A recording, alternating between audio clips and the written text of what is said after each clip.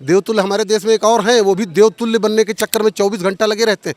उन्हीं से प्रेरित होके आज ऐसे ऐसे विभत्स कांड हो रहे हैं। हमारे यहाँ इसीलिए साफ साफ लिखा है 4 कदम दूर रहिए उस कब्र से भी। विश्वास, श्रद्धा में, आस्था में विश्वास रखिए, मगर अंधविश्वास मत रखिए। चाहे पुलिस प्रशासन ही क्यों ना हो, इन पे सब पे कार्रवाई होनी चाहिए। जो पेपर में आ रहा लगातार देख रहे हैं, वहाँ दलदली ज़मीन थी पूरी। चरणों में मेरे पैरों की मिट्टी लगा लीजिए तो आपके जितने भी दुख हैं वो दूर हो जाएंगे। उस मिट्टी को लेने के चक्कर में बाबा का बुलडोजर बहुत तेज चलता है। मैंने सुना है कि हो सकता हो उनके आश्रम पे भी बुलडोजर चले। आडंबर, पाखंड, फरेब, इन नकली बाबाओं की सेवादारी।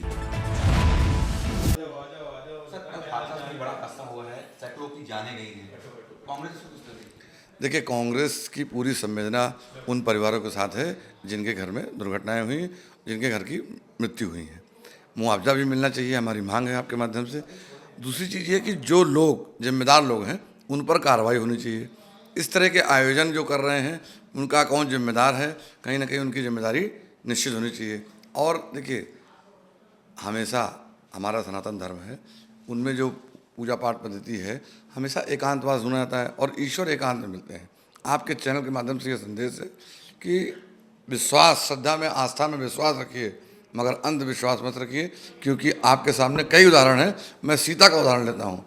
अगर उन्होंने विश्वास ज़्यादा किया तभी रावण ने उनको धोखा दिया। तो इसलिए विश्वास जरूरी है, अंधविश्वास नहीं। जैसे बाबा की बात की जा रही है, जिस बार से उनका नाम निकल गया है, लोग पहले बहुत कम जानते, कल के हादसे से सभी लोग जानने लगे हैं, उनका पुराना इतिहास भी निकल के आ रहा है, क्या कार्रवाई होनी चाहिए? देखिए, जो भी व्यक्ति इस तरह की कार्य में लापरवाही बरत रहा है, उसमें चाहे कोई भी हो, चाहे पुलिस प्रशासन ही क्यों ना हो, इन पे सब पे कार्रवाई होनी चाहिए, नज़ीर पेश करनी चाहिए, अन्यथा कोई मतलब नहीं है। इस तरह के आयोजन लगातार जो लगा होते हैं उनके लिए परमिशन आगे होनी है या नहीं, ऐसा क्या सुना? किसी भी कार्यक्रम की गिनती के साथ, परमिशन के साथ होना चाहिए, इसमें कोई दो राय नहीं, जहाँ पर क्राउड हो। क्योंकि क्राउड जब ज़्यादा होता है तो हमेशा इस तरह की भगदड़ मचती है। मनगढ़ में भी यही हुआ था, आपको पता हो, कई लोगों की जानें गई थी। खैर, उसमें बाबा जी ने अपने पास से, अपने ट्रस्ट से लोगों को पैसा दिया था, शिक्षा दी थी, तमाम चीज़ें व्यवस्था कराई थी। तो इस तरह की घटनाओं से सीखना चाहिए और मुझे लगता है कि दोबारा वहाँ ऐसा कोई घटना हुई भी नहीं। तो इस तरह के आयोजनों को आयोजक जो भी हैं उनमें जो लोग गैर जिम्मेदार रवैया निभाए हैं और जो परमिशन दिए हैं उनकी अपनी जिम्मेदारी बनती है। तो इसी क्रम में और भी लोग हैं, हम उनसे जानने का प्रयास करेंगे कि इस तरह के आयोजनों का होना चाहिए, इनके लिए परमिशन होनी चाहिए या नहीं होनी चाहिए, इसके लिए जिम्मेदार कौन है। हमारे साथ कुछ और भी लोग हैं। दादा, क्या नाम है? सोम विकल। सोम जी, अगर जिस प्रकार से कल आयोजन हुआ और परमिशन कम लोगों की थी मगर लोग ज़्यादा पहुँचे, ऐसे में इनको परमिशन मिलनी चाहिए, इस तरह के आयोजनों को नहीं? मेरा मानना है सब धर्म अलग हैं, अपने अपने बाबा हैं, सब लोग प्रचार करें, अच्छी बात है, लोगों को शिक्षा दें, लोगों को सांत्वना दें। लेकिन जिस हिसाब से ये 1-1, 1.5 लाख लोगों की भीड़ इकट्ठा होती बाबा के दर्शन करने के लिए, इसमें प्रशासन को बहुत ही एहतियात बरतना चाहिए कि जहाँ पे 10 आदमी जा रहे हैं, 100 आदमी जा रहे हैं, 100 आदमी, 1000 आदमी, 1 लाख आदमी, रुकने की व्यवस्था वहाँ है कि नहीं है। जो पेपर में आ रहा लगातार देख रहे हैं, वहाँ दलदली ज़मीन थी पूरी, खेती वाली ज़मीन थी, उसमें सब थे, उमस में सब मर गए बेचारे। वो ये प्रशासन को निश्चित ध्यान देना चाहिए। अगर कोई बाबा आ रहा है, 2 लाख आदमी इकट्ठा करे, कोई परेशानी की बात नहीं, लेकिन प्रशासन से अनुमति, उतनी सुरक्षा, उतनी अच्छी व्यवस्था होनी चाहिए ताकि वहाँ जो आदमी जा रहा है वो प्रवचन सुनकर अपनी ज़िंदगी दान करने ना पहुँचा हो वहाँ पे। और ख़ास बात यह कि ऐसे बाबा जो कहते हैं सुख शांति सब अच्छा रहेगा, खुद गायब हो गए। सरकार उनको पैसा दे रही मृतकों को, बाबा का पता नहीं है। अगर बाबा सच्चे बाबा थे, ईश्वर के असली भक्त थे, तो अपने भक्तों के साथ खड़ा होना चाहिए, उनको अपनी संपदा जो भी लगानी चाहिए। तो इस टाइप के प्रशासन को, सरकार को बहुत ही कड़ी कार्रवाई के तहत इनको पकड़ना चाहिए और उसमें नियम कानून बनाने चाहिए कि आप 10 आदमी बुला रहे हैं कि 10,000 आदमी बुला रहे हैं। बहुत से पार्टियां हैं, अपना प्रदर्शन करती हैं, तो इतनी फोर्स इकट्ठी हो जाती, 100 आदमी इकट्ठा नहीं होता है, वहाँ फोर्स आ जाती। तो यहाँ फोर्स क्यों नहीं थी, यहाँ क्यों नहीं व्यवस्थाएं की गई ताकि जान माल का नुकसान ना हो। जैसा कि बताया जा रहा है उनकी खुद की अपनी एक व्यवस्था थी, लोग नियुक्त थे, उसके बाद भी संख्या ज़्यादा हो गई। तो ऐसे में कहीं ना कहीं ये प्रशासन और किसको वही मेरा कहना है कि अगर प्रशासन इस बात को कह रही उनकी व्यवस्था थी, तो प्रशासन को एक चेक पॉइंट लगाना चाहिए कि आपकी व्यवस्था क्या है। आप 50 आदमी, प्रशासन का एक अधिकारी जाए, सब देख लें, आप 50 आदमी ठीक से रह सकते हैं, आप प्रोग्राम कीजिए। अगर उनको लगता है कि संतुष्ट हैं उन चीज़ों से, यहाँ 50 आदमी नहीं, यहाँ 20 आदमी आ पाएंगे, तो आप रोक दीजिए उसको। इस टाइप का चेक पॉइंट होना बहुत ज़रूरी है। साफ तौर से भाई साहब का कहना है कि अगर वहाँ पे जो पॉइंट बनाए गए थे, चाहे वो एग्जिट की व्यवस्था हो चाहे प्रवेश की व्यवस्था हो, वो उनको सुनिश्चित प्रशासन को ही करना चाहिए था, तभी परमिशन देनी चाहिए थी और तभी लोग अंदर वहाँ पे पहुँचने चाहिए थे। और भी लोग हमारे साथ हैं, उनसे बात करने का प्रयास करेंगे। क्या आपकी क्या राय है? कल का जो हादसा हुआ है, सैकड़ों लोगों की जान गए, सैकड़ों घर बर्बाद हो गए, तो कहीं ना कहीं ये जिम्मेदार किसको मानते हैं? देखिए, इसमें विफलता मेरे समझ से प्रशासन की है। सरकार को इस तरह के आयोजन कराने से पहले पूरी जांच परख करनी चाहिए कि वहाँ पे कितने लोगों का मजमा इकट्ठा होने वाला है, क्योंकि जिस तरह से भोली भाले लोग जाते हैं वहाँ प्रवचन सुनने के लिए, उनको ये नहीं पता होता है। और मैंने पेपर में देखा, पेपर वालों ने लिखा कि बाबा ने शायद मंच से कहा कि आप मेरे यहाँ की मिट्टी, आप अपने चरणों में मेरे पैरों की मिट्टी लगा लीजिए तो आपके जितने भी दुख हैं वो दूर हो जाएंगे। उस मिट्टी को लेने के चक्कर में लोगों में भगदड़ मची और जिस तरह से मतलब लोग अपनी जानों से हाथ धो बैठे। मैं समझता हूँ इस तरह के प्रोग्राम करने से पहले प्रशासन को गंभीरता से विचार करना चाहिए। किसी भी धर्म का कार्यक्रम हो उसकी पूरी परमिशन होनी चाहिए। 2-2.5 लाख का मजमा था, 2-2.5 लाख के मजमे के लिए कम से कम प्रशासन के 1000 सिपाही वहाँ खड़े होने चाहिए थे जो लाइनअप करते उन चीज़ों को, मगर इसमें पूरा फेलियर है। और सरकार से तो मैं ये अनुरोध करूँगा कि इस तरह की लापरवाही और कोताही की जिम्मेदारी आपकी है और इसमें जो भी दोषी हैं, बाबा का बुलडोज़र बहुत तेज़ चलता है, मैंने सुना है कि हो सकता हो उनके आश्रम पे भी बुलडोज़र चले, हो सकता हो जो अधिकारी इसमें संलिप्त है उनके ऊपर भी कार्रवाई होनी चाहिए, जिससे आगे भविष्य में इन तरह के आयोजन करने से पहले बाबाओं को विचार करना पड़े। देखिए, साफ तौर से कहना है कि जिस प्रकार से बाबा का बुलडोजर सभी चाहे भूमाफिया हों चाहे अन्य लोग हों उन पर चलता है, क्या यहाँ पर चलेगा नहीं चलेगा ये तो खैर अलग की बात है, मगर इसकी जिम्मेदारी प्रशासन की थी। और भी हमारे साथ कुछ लोग हैं, हम बात करने का प्रयास करेंगे। दादा क्या नाम है? आलोक सिंह रेकवार।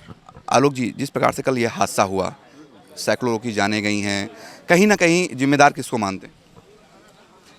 एक तो आपके चैनल के माध्यम से जो लोग वहाँ दिवंगत हुए मैं उनको श्रद्धांजलि देना चाहता हूँ, और जो लोग घायल हुए उनके लिए मैं महादेव से प्रार्थना करता हूँ कि वो जल्द स्वस्थ हों और अपने गृहस्थ जीवनों में वापस आएँ।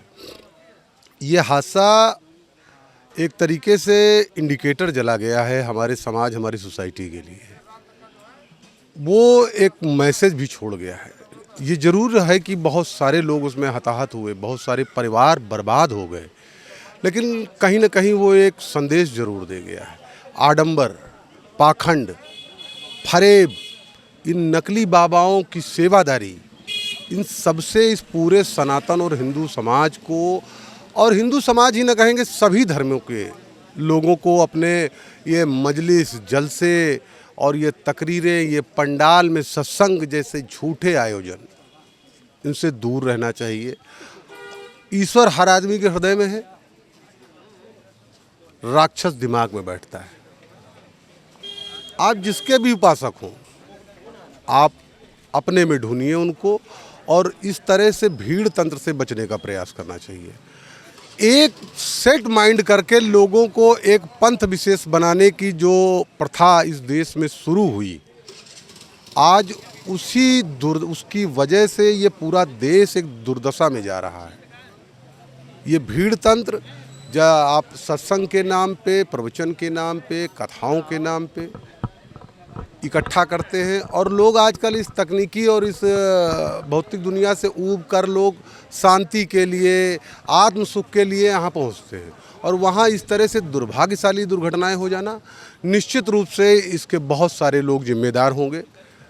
मैं उत्तर प्रदेश सरकार से मांग करूँगा कि उच्च स्तर की समिति गठित करें, एक एजेंसी लगाएं इसमें, और इस तरह से चिन्हित कराएं कि कौन बाबा हैं और उनके बैंकों की हालत क्या है इस वक्त, उनकी रिहाइश कैसी है, उनका जीने का स्टैंडर्ड क्या है इस वक्त, ये मापदंड तय हों। ये बाबा हैं, ये फॉर्च्यूनर, ऑडी, मर्सिडीज में चलते हैं, ये बाबा हैं। सत्संग के नाम पे खुली लूट की जा रही है, ये रोकने की जिम्मेदारी सरकार की है। कल जो वहाँ पर घटित हुआ वो मात्र दुर्घटना नहीं है, वो साजिश हो सकती है।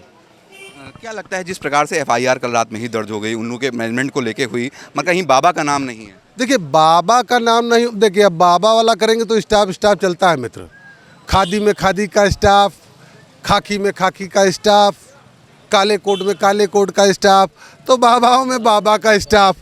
तो ये विडम्बना कहें, सहयोग कहें इसको, कि एक बाबा के बुलावे पर ये आयोजन हुआ और सैकड़ों की तादाद में परिवार बर्बाद हो गए, लोगों ने जान से, बच्चियां छोटी 5-5 साल की बच्चियां खत्म हुई। क्या दोस्त था उनका कि उन्होंने अभी दुनिया नहीं देखी? किस सत्संग के लिए लोग प्रेरित होकर वहाँ लेके जाते हैं? और ये बाबाओं का जो महिमा मंडन चल रहा है, मुझे नाम लेने में कोई गुरेज नहीं है। वो चाहे आपके धीरेन्द्र शास्त्री हों, चाहे ये आपके शिव भोले बाबा हों, ये पूरा कल्चर देखिए आप, राम रहीम, आसाराम, रामपाल जैसे लोग, लेकिन जनता है कि वो इतनी मूढ़ हो चुकी है, अपने भौतिक सुखों को ढूंढने इनके पंडालों में जाती है। ये बाबा के वो हम चरण की धूल ले लेंगे तो साला मेरा बैंक अकाउंट बढ़ जाएगा क्या? हमको रोजी रोटी मिल जाएगी क्या? हमारे बच्चों की एजुकेशन अच्छी हो जाएगी क्या? हेल्थ के लिए हॉस्पिटल्स हैं, ये हमें समझना होगा। पढ़ने के लिए स्कूल कॉलेज हैं, ये हमें समझना होगा। कमाने के लिए मुझे धंधा करना पड़ेगा, कारोबार करना पड़ेगा, मुझे और भी संसाधन लेने पड़ेंगे, सोचना पड़ेगा। ऐसे में बात की जिस प्रकार से आयोजनों पे तो रोक लगनी चाहिए, इतने बड़े बड़े आयोजन जो होते हैं, मगर कहीं ना कहीं बाबाओं पे जो अभी हैं मौजूदा समय में, इन पे भी कुछ कार्रवाई होनी चाहिए। इनके जो आडंबर या इनके जो लगते हैं, आपसे पहले कहा कि एक उच्च स्तर की कमेटी गठित हो और वो जांच करे कि किस आश्रम, किस ट्रस्ट, किस मंदिर के संत महात्मा स्वरूप बोलेंगे, महात्मा तो नहीं है आजकल, महात्मा एक भी नहीं बचा। महात्मा कभी देवराहा बाबा हुआ करते थे। महात्मा आज के समय में अगर ढूंढिए तो अड़गड़ानंद जी हैं, जो कभी अपने आश्रम को छोड़ के निकले नहीं और इस तरह के धार्मिक बड़े आयोजनों से बहुत दूर बैठते हैं। आज बाबा देखना है तो आपके वृंदावन में कृपालु जी महाराज की क्षमता देखिए कैसे कराया। आज तक कभी कोई बोल दे कि किसी की चप्पल तक वहाँ से चोरी हुई हो? आयोजन कराए जाते हैं, मत सब लोग एक तरह नहीं हैं। तो जब, लेकिन जिनका स्वार्थ सिर्फ छिपा हुआ है कि मेरे चरण छुए जाए, मुझे दक्षिणा चले, मुझे फल फूल चढ़ाया जाए, मुझे देवतुल्य सम्मान दिया जाए, ये देवतुल्य समझ रहे हैं ना?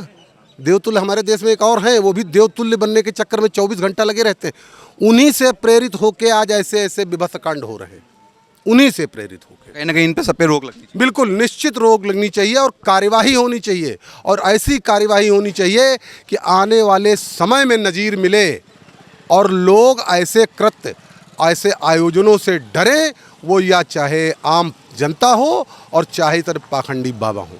देखिए, साफ तौर से जनता का कहना है कि इस तरह के बाबाओं के द्वारा जो आयोजन तो किए जाते हैं, मगर उनमें कोई व्यवस्थाएं नहीं की जाती हैं, जिनके कारण ये ऐसे हादसे घट जाते हैं, या फिर जो परमिशन जितने लोग की होती है उससे ज़्यादा लोग पहुंच जाते हैं। कहीं ना कहीं उन बाबाओं के कार्यक्रम को तो साथ साथ जो अन्य बाबा हैं उन पर भी पूरी एक कमेटी गठित की जाए, जिस पर उन पर कार्रवाई की जाए और उनकी जाँच की जाए। इसी क्रम में हम और भी चलेंगे, बात करने का प्रयास करेंगे। दादा, क्या नाम है आपका? हमारा नाम अनीस अख्तर है। अनीश जी, अगर जिस प्रकार से कल हादसा उसमें घटना घटी है, सैकड़ों लोगों की मौत हुई है, क्या लगता है इसका जिम्मेदार कौन है? देखिए, घटना घटी है, हम लोग को बड़ा दुख है इस बात का, क्योंकि जनता है, इंसान है, इंसानियत मरी है और इंसानियत भी मरी है, दोनों चीज़ें मरी हैं यहाँ। इंसानियत अगर न मरती तो इतने लोग कुचल के ना जाते एक दूसरे को, और इंसान तो मरे ही मरे। इसका सबसे बड़ा रीज़न, बाकी तो हमारे आलोक भाई ने बहुत सी बातें आपको बताई, जेन्युइन बातें, वो बेस बातें, लेकिन ये सब चीज़ें तभी सही हो पाएंगी जब आदमी खुद में धर्म की, दीन की अपने शिक्षा लेगा, खुद से जब स्टडी करेगा, अध्ययन करेगा, तब हमें किसको कहाँ तक किसका एहतराम करना है, किसको कितनी महत्ता देनी है, किसके साथ हमें कैसा व्यवहार करना है, जब तक हम ये नहीं जान पाएंगे तब तक ये चीज़ें होती रहेंगी। और किसी भी धर्म के जुलूस जलसे या बाबाओं के ऐसे सत्संग पे कोई एतराज़ नहीं है हमें, लेकिन क्या है कि पब्लिक पहले खुद में शिक्षित हो, पहले खुद को जाने, उसके बाद। अब जो भी कांड हुआ है ये सिर्फ मिट्टी को लेने के चक्कर में हुआ है साहब। पेपर में मैंने यहाँ तक पढ़ा है आज कि अगर टायर जो जिस गाड़ी पे हैं उस टायर के नीचे की मिट्टी भी लोग खोद रहे हैं, तो बाबाओं के अपने प्रचार से हुआ है ये। बाबाओं ने इस बात का प्रचार किया है, और जो प्रचारक होता है ना, ये बाबा नहीं हो सकता जिसका प्रचार खुद जनता अपने आप में करे, जिसको खींच ले जाए। यानी जैसे कहा कि ना आश्रम में बैठे हैं और लोग जाते हैं, वो बाबा होते हैं। हमारे यहाँ भी बहुत सी चीज़ें गलत हैं और हम भी उसका विरोध करते हैं। हम भी आस्थाने को जानते हैं, हम जो है पीरों को देखते हैं, समझते हैं, मज़ारों बजाते हैं, लेकिन हमारे यहाँ इसीलिए साफ साफ लिखा है 4 कदम दूर रहिए उस कब्र से भी, 4 कदम दूर रहिए। फातिहा पढ़िए, जाइए, लेकिन 4 कदम दूर रहिए। पास जाने की तो बात है, लेकिन हमारे यहाँ भी बहुत से लोग हैं, कुछ क्या कर रहे हैं, कुछ क्या कर रहे हैं। तो ये सिर्फ वही लोग हैं जिन्होंने खुद से धर्म को नहीं पढ़ा है।